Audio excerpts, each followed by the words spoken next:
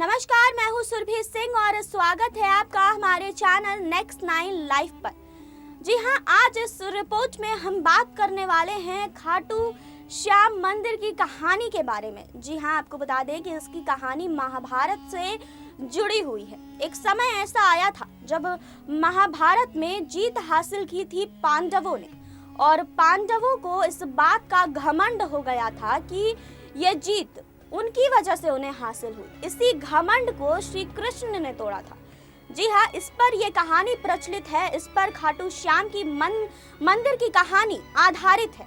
आपको बता दें कि हिडिंबा जिसकी शादी हुई थी भीम से, और हिडिंबा और भीम के जो पुत्र थे जिनका नाम बर्बकी था, जी हाँ, उनके ऊपर यह कहानी आधारित है और खाटू श्याम मंदिर की कहानी काफी प्रचलित है। तो आज इसी कहानी को लेकर हम बात करने वाले हैं, लेकिन यहाँ नहीं, आगे इस रिपोर्ट में। महाभारत में ऐसी बहुत सी कथाओं का वर्णन है जिसे कोई अपनी जीवन में उतार ले तो ना तो उस इंसान को कभी घमंड होगा और ना तो वो कभी खुद से सबसे शक्तिशाली या फिर सबसे सर्वश्रेष्ठ समझने की भूल कर सकता है। आज हम आपको महाभारत से जुड़ी ऐसी कथा के बारे में बताने वाले हैं जिस कथा को सुनकर आपको भी हैरानी होगी। जी हाँ, हम बात करने वाले हैं खाटू श्याम मंदिर के बारे में कि कैसे इनका निर्माण हुआ। आपको बता दें कि खाटू श्याम को भगवान श्री कृष्ण के कलयुगी अवतार के रूप में माना जाता है। ऐसा कहे जाने के पीछे एक पौराणिक कथा का हाथ है। जी हाँ, राजस्थान के सीकर जिले में इनका भव्य मंदिर स्थित है, जहाँ हर साल बड़ी संख्या में श्रद्धालु आते हैं। लोगों का विश्वास है कि बाबा श्याम सभी की मुरादें पूरी करते हैं और रंग को भी राजा बना देते हैं। बाबा खाटू श्याम का संबंध महाभारत काल से माना जाता है। ये पांडु पुत्र भीम के पौत्र थे। जी हाँ, ऐसी कथा है कि खाटू श्याम की अपार शक्ति और क्षमता से प्रभावित होकर श्री कृष्ण ने इन्हें कलयुग में अपनी नाम से पूजे जाने का वरदान दिया था। आपको बता दें कि लाक्षागृह की घटना में प्राण बचाकर वन भटकते पांडवों की मुलाकात हिडिंबा नाम की राक्षसी से हुआ। जी हाँ, यह भीम को पति के रूप में प्राप्त करना चाहती थी। माता कुंती की आज्ञा से भीम और हिडिंबा का विवाह हुआ, जिससे घटोत्कच का जन्म हुआ। घटोत्कच का पुत्र हुआ बर्बरिक, जो अपने पिता से भी शक्तिशाली और मायावी था। बर्बरिक देवी का उपासक था। देवी के वरदान से उसे 3 दिव्य बाण प्राप्त हुए थे, जो अपनी लक्ष्य को भेद कर वापस लौट आते थे। इनकी वजह से बर्बरिक अजय हो गया था। महाभारत के युद्ध के दौरान बर्बरिक युद्ध देखने के इरादे से कुरुक्षेत्र आ रहा था। श्री कृष्ण जानते थे कि अगर बर्बरिक युद्ध में शामिल हुआ तो परिणाम पांडवों के विरुद्ध होगा। बर्बरिक को रोकने के लिए श्री कृष्ण गरीब ब्राह्मण बनकर बर्बरिक के सामने आए। अनजान बनते हुए श्री कृष्ण ने बर्बरिक से पूछा कि तुम कौन हो, कुरुक्षेत्र क्यों जा रहे हो। जवाब में बर्बरिक ने बताया कि वह एक दानी योद्धा है जो अपने एक बाण से ही महाभारत युद्ध का निर्णय कर सकता है। श्री कृष्ण ने उसकी परीक्षा लेनी चाही तो उसके एक बाण चलाया, जिससे पीपल के पेड़ के सारे पत्तों में छेद हो गया। एक पत्ता श्री कृष्ण के पैर के नीचे था, इसलिए बाण पैर के ऊपर ही ठहर गया।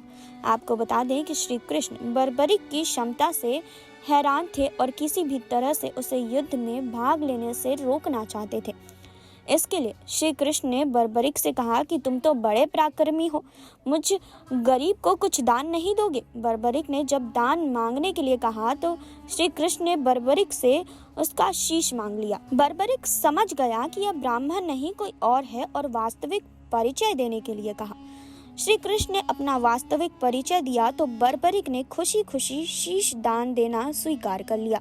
रात भर भोजन पूजन का फागुन शुक्ल द्वादशी को स्नान पूजन करके बर्बरिक ने अपने हाथ से अपना शीश श्री कृष्ण को दान कर दिया। शीश दान करने से पहले बर्बरिक ने श्री कृष्ण से युद्ध देखने की इच्छा जताई थी, इसलिए श्री कृष्ण ने बर्बरिक के कटे शीश को युद्ध अवलोकन के लिए एक ऊंचे स्थान पर स्थापित किया। युद्ध में विजय प्राप्त होने पर पांडव विजय का श्रेय लेने हेतु वाद विवाद कर रहे थे। तब श्री कृष्ण ने कहा कि इसका निर्णय बर्बरिक का शीश कर सकता है। बर्बरिक के शीश ने बताया कि युद्ध में श्री कृष्ण का सुदर्शन चक्र चल रहा था, जिससे कटे हुए वृक्ष की तरह योद्धा रणभूमि में गिर रहे थे। द्रौपदी महाकाली के रूप में रक्तपान कर रही थी।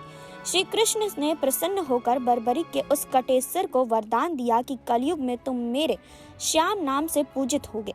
तुम्हारे स्मरण मात्र से ही भक्तों का कल्याण होगा, धर्म अर्थ काम मोक्ष की प्राप्ति होगी। जी हाँ, अब आपको बता दें कि प्रत्येक वर्ष होली के दौरान खाटू श्याम जी का मेला लगता है।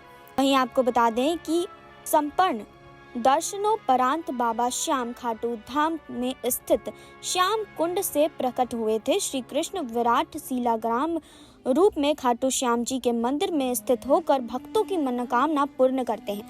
आपको बता दें कि इस मेले में देश विदेश से भक्तजन बाबा खाटू श्याम जी के दर्शन के लिए आते हैं। इस मंदिर में भक्तों की गहरी आस्था है। बाबा श्याम, हारे का सहारा, लखदातार, खाटू श्याम जी, खाटू का नरेश और शीश का दानी, इन सभी नामों से खाटू श्याम को उनके भक्त पुकारते हैं। जी हाँ, खाटू श्याम जी मेले का आकर्षण यहाँ होने वाली मानव सेवा भी है। बड़े से बड़े घराने के लोग आम आदमी की तरह यहाँ आकर श्रद्धालुओं की सेवा करते हैं। कहा जाता है कि ऐसा करने से पुण्य की प्राप्ति होती है। भक्तों की इस मंदिर में इतनी आस्था है कि वह अपने सुखों का श्रेय उन्हें ही देते हैं। भक्त बताते हैं कि खाटू श्याम सभी की मुरादें पूरी करते हैं और खाटू श्याम में आस लगाने वालों की झोली बाबा खाली नहीं रखते हैं। जी हाँ, आपको बता दें कि खाटू श्याम मंदिर की कहानी इतनी प्रचलित है और कैसे इस कहानी में पांडव अपने जीत का घमंड करने लगे थे। जी हाँ, पांचों पांडवों को ये लगने लगा था कि ये जीत उनको उनकी वजह से मिली है। इस बात का घमंड हो गया था कि उन्हें जीत उनकी वजह से मिली है, तो कैसे फिर कृष्ण ने उनके अहंकार को दूर कर दिया। जी हाँ, आपको बता दिया हमने कि कैसे श्री कृष्ण ने इस बात को खंडन किया, इस बात का खुलासा किया कि उनके अहंकार को दूर किया कि उन्होंने जो ये जीत हासिल की है ये उनकी वजह से नहीं हुई है और उनके घमंड को तार तार कर दिया। जी हाँ, तो आपने देखी अभी ये रिपोर्ट, आपने जाना खाटू श्याम मंदिर के बारे में। ये मंदिर काफ़ी प्रचलित है, राजस्थान में स्थित है।